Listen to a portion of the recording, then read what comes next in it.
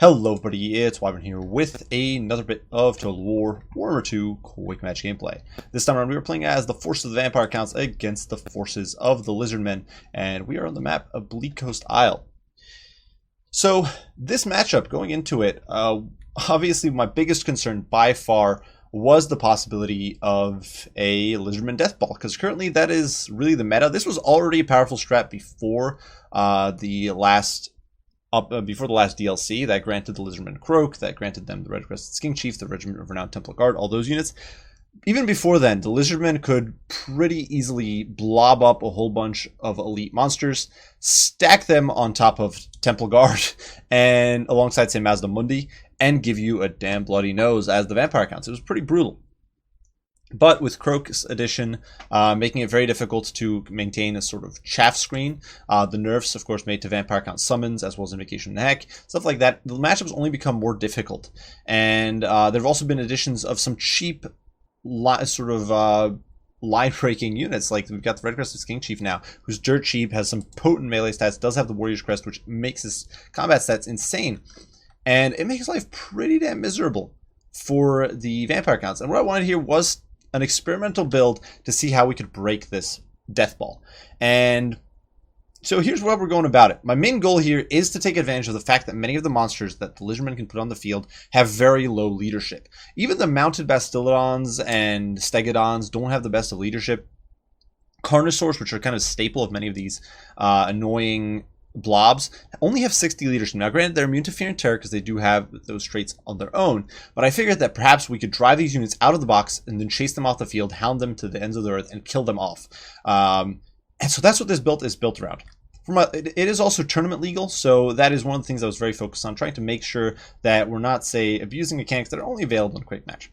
So for my lord here, I am rolling with Manfred von Karstein, and we've got quite an interesting selection of abilities here. We are, of course, bringing the Sword of Unholy Power, as well as the Master of Black Arts. For my spells, I do have the Curse of Years. Now, there's a synergy and a wombo combo here that's pretty significant.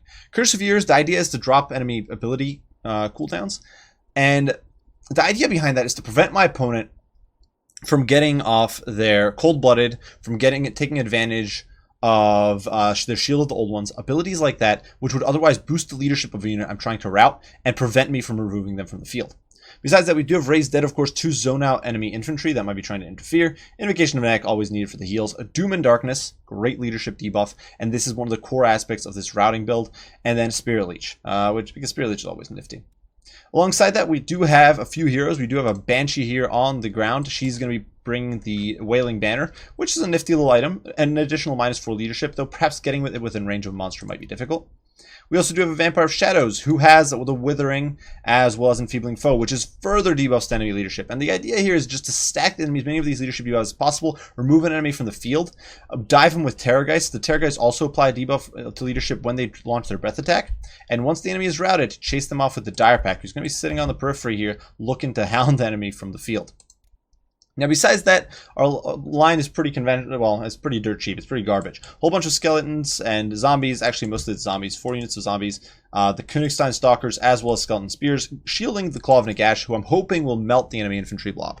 That is its sole purpose here, is to destroy the Temple Guard, which would otherwise take on the Terrorgeists and destroy me that way. Now, for my opponent's build, it is very much one of those frustrating, annoying death balls. For his lord, he is rolling with a Red-Crested Skink Chief, the dirt cheap, super efficient option. He's got his Warrior's Crest, he's got Potion of Strength, Opal Amulet, Foe Seeker, as well as Focus Instincts, which denies nearby troops rampage. He also does a Frenzy, which, for ungodly reasons, he retains when he's mounted on his Stegodon, makes him a pretty beastly combatant. On the main line, we do have 3 units of Temple Guard. We also do have Lord Croak here, because it's not a real Doom blob if you don't have Croak there to be a real pain in the rear. He's got the Gold Death Mask, he's got his 3 stages of Itza, of course, Supreme Shield of the Old Ones, as well as Raider Arcane Conduit. We do also have the Regiment of Renowned Temple Guard here, the Star Chamber Guardians in the back, providing Guardian to all these heroic units.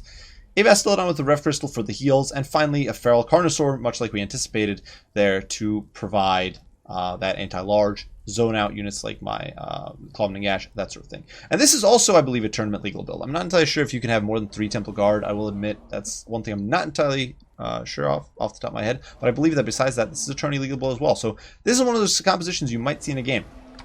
Now, as we are closing here, you can see I do have some of my poor skeletons get a bit overeager, so we're going to pull them back and wait for the zombies to catch up. It's very important not to overextend. One of the things I often see vampire players do is they outrun their zombie support. And honestly, that's not worth it. Just wait. Let your zombies catch up. And you'll be in a much better position for it, in my opinion. Now we're going to start pushing in here. Obviously, my front line stands zero chance. The Königstein Stalkers are the most elite infantry here, and they are like the ghetto, poor man's graveyard, so we're definitely not what we're going to be counting on. In the meantime, though, we are lining up on the Carnosaur here, and let's watch the magic happen. The two Terrorgeists here are lining up for an attack. You can see I'm just going to use the one breath, because the point isn't to do damage. It's simply to damage the leadership. And you can see here, as we hit the Feral Carnosaur, we are immediately dropping its leadership. Damaged by artillery. Counts an artillery strike, and the ability applies -8 leadership effect, and now we've got -18 leadership on the Feral Carnosaur. We're going to follow that up with a Curse of the Years to deny Lord Croak any sort of buffs or protective improvements, and then in we go, hitting this Feral Carnosaur all at once, wombo combo, dropping him with Doom and Darkness, and you can see that leadership just tanks. Let's just look at how much this leadership is tanking on this Feral Carnosaur. It's already down to -13, -30 from damage sustained, discouraged by ability 24, damaged by artillery 10, losing currently. The stacking blob of damage, debuffs, nerfs, all this stuff is demolishing the Carnosaur's leadership, and it's already gone. Carnosaur's gone. Look at how much leadership he has. He has 3640 leadership. He was actually within range of encouraging units, and he is being routed from the field. Now, one misplay here, a major misplay on my part, is the fact that my Dire Pack is way out here and not in position to chase him off. So huge misplay, big mistake, but it is what it is. Zombies over here in the meantime are going to help distract, and we are going to extricate our Terrorgeist from the field here while Manfred picks up the slack here and is going to pursue this Carnosaur off the field. Unfortunately, because I'm bad at this game, I don't realize that an Itza is going down, and it demolishes my Königstein Stalkers as well as the Zombos that were supporting them. And this is a huge issue. I was really counting on my infantry line here to hold and stall and buy time for the Claw of Nagash to do a lot of work, and that is not happening. That is quite disastrous. We've now lost a lot of our infantry. Some of our core troops that we needed there are gone. And things are looking grim. In the meantime, though, the Banshee as well as the Vampire of Shadows are diving in here, doing quite a lot of damage to these Temple Guard. Alongside the Drain effect from the Mortal Ascension, of course, they will destroy those guys over time for sure. Meantime, though, Dire Pack looking to get some cheeky flanks. And the Stegodon here is going to rampage among the Zombos, though they're Zombos, so who cares? Doesn't really matter too much. The Terrorgeists here are going to do an about face and dive in on him, while in the meantime the Claw of Nagash is routing, damaging, and breaking these Temple Guard off, just destroying them. We're going to dive in here on the Red Crested Skink Chief, and he does pop an Opal Amulet. His melee defense is not the worst at 32, and of course he is applying poison in melee, so that's going to make the Terrorgeist a bit less efficient. Or, well, he's not applying poison, but I do believe his darts should be applying poison as he's firing, so that will definitely be a disadvantage. The Terrorgeist, you can see, down to only 330 or so damage output. Another Itza is going down here, and this is destroying my infantry. And this is, of course, the core problem when you're trying to fight against this build. That said, we have removed the Carnosaur from play. Manfred is sitting out here on the edge, just laughing to himself, cackling madly, because we have pulled off the first move in making this build work. Now, unfortunately, I'm not able to escape the deliverance of Itza there, and it destroys another unit of skeletons. My elite infantry, quote-unquote elite infantry, is now gone. And the Mortis Engine is being pressured. These Temple Guard are surrounding it. They're trying to beat it down. The Dire Pack are out of position to help. Star Chamber Guardians are now coming in. Now, the Terrorgeists are trying to pressure the Red Crested Skink Chief, but keep in mind there is a Rev Crest layer for the heals. We are getting some insane leadership buffs, of course, and a Supreme Shield of the Old Ones is going to go down, granting massive damage resistance to all units in this field. But fortunately, the Banshee and the Vampire of Shadows both very good at just holding, and so they will buy me time here. Maybe they're not the greatest at holding, but they're decent enough. The Banshee, especially against non-magic units, is very tanky. In the meantime, our remaining zombies kind of pouring in here, just looking to stall. And the Mortis Engine is going to come back in because we want to make use of this guy. We need to melt this pocket. I can't afford to wait forever. And I really need to melt all of these guys. And you can see that 12 damage to take is adding up. And Manfred is now coming back for another strike. The Dire Pack is sitting here on the edge. You can see breath attacks coming in, pouring down on the Red Crested King Chief. We are trying to melt him down, but he is gunning for that Claw of Nagash. Popped his Potion of Strength. Just BS levels of weapons damage. He's got up to almost 700, and of course the Claw of Nagash does not have much tankiness, so he's just doing insane amounts of work. Another breath going down. I was actually trying to hit this Temple Guard blob, but just wasn't able to pull it off. And unfortunately, the Claw of Nagash is being zoned out, so that's brutal stuff, but we are going to dive in here on the Red Crested Skink, and we are going to get some damage. Unfortunately, those blow darts, though, beating up on the Claw of Nagash, and we need to regen, but unfortunately, yeah, we're not really able to shut this guy down. He's just waddling around, doing whatever the hell he feels like. The darts, for some ungodly reason, continue to shoot the Claw of Nagash, even though it's not the closest target by any means. Deliverance of Itza is going down. Trying to hit my Dire Pack, doesn't do very much. But the poor Claw of Nagash here is basically a goner, and that really sucks. This was a huge sort of critical unit in making this build work. That said, the Temple Guard are getting beaten down slowly but surely. The Banshee as well as the Vampire of Shadows doing some work. This is up to 19 and 10 kills. They've done some damage. Unfortunately, though, the Claw of Nagash is not long for this world. Despite my best efforts, including an invocation on the Heck, I believe it's going to be gone soon. I was trying to just rally, do anything in my power to keep it alive, but it was not happening. And the Red Crested King Chief, of course, lands the hits. And he's dead. So, that said, I'm not giving up just yet. We are going to focus this bad boy out, and I want to remove this Red Crested King Chief from play. This bastard is going down. He killed my Mortis Engine. I'm not tolerating that. Down he goes. Withering hits him. His leadership is now down by 24, and look at that leadership buckle. Still has 2,500 HP, so that's one of the crucial things. He still has a lot of HP, but he's broken. He's removed from play, and now we will be able to pursue him from the field. He's surrounded. He is going to start routing. You can see I'm going to start pulling my Dire Pack away shortly, because I'm going to be trying to sort of force path him after this guy. I want my Dire Pack to pursue him off the field. The Terrorgeist trying to take into the air. In the meantime, the Vampire Shadows, as well as the Banshee, slugging it out here with the Temple Guard, doing their very best to shank these guys down and buy me time. Dire Pack is, in the meantime, chasing the Red Crested King Chief, or removing him from play. I do not want to make a comeback at all.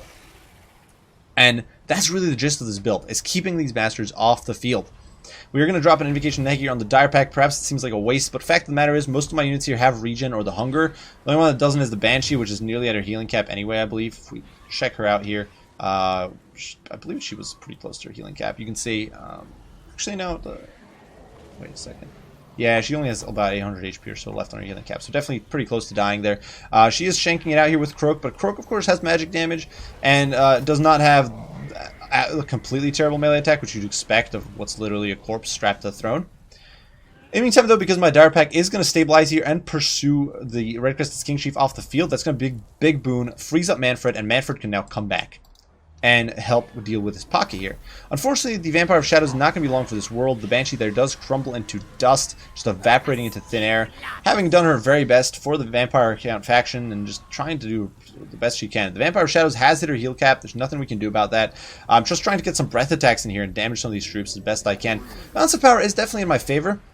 But the fact of the matter is, if I get stuck on the ground here, there are still some high mass units. Temple Guard has pretty nasty levels of mass, and Croak is unbreakable. So potentially there could be some issues here, and we need to get rid of some more of these troops. So we're going to dive in here, go after the Bastillodon with the Rev Crystal, and try to remove him from play. So in we go. Manfred is immediately forced to flee. The Terrorgeist as well, trying to get away, but of course, Terrorgeist got a nerf in a few patches back as well, making it easier to block up because its size got increased, I believe. And that makes it difficult to escape. And my opponent here senses what I'm trying to do here. He sees that I'm trying to isolate his elites, and he's trying to get back into the cover of the woods, which will make life miserable. Temple Guard will fight pretty well in the trees, especially when my Terrorgeist can't take off, and I really need to try to alpha strike some of these troops. So here we are diving in with Manfred, looking to get some cheeky rear charges on the Temple Guard. Not looking to do damage, really. That's not really what this is about. It's just about preventing my opponent from escaping, force him to turn this army around, and try to fight.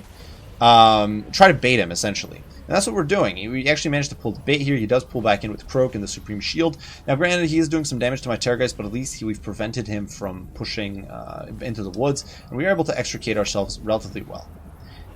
The Deliverance of Itza does go down, doing absolutely nothing, and in the meantime, the Dire Pack here is still doing its very best to clean up the Red Crested King Chief. I'd hoped they'd just rout him off, because it would have been more convenient. I'd then have him freed up. But what can you do? That's not what happened here. And they're actually going to kill the guy, so he gets run down. Look at that guy, just killed by dogs. It sucks to be him. But that is definitely a nice little win for us, and suddenly the leadership is going to start tanking on these Temple Guard.